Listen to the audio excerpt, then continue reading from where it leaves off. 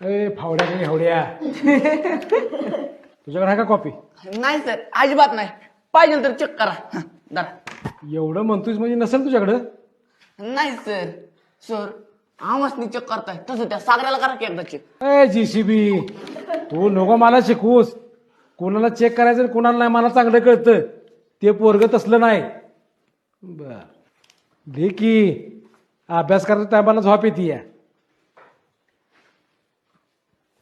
सागर बाळा बघू कापूसच आहे की.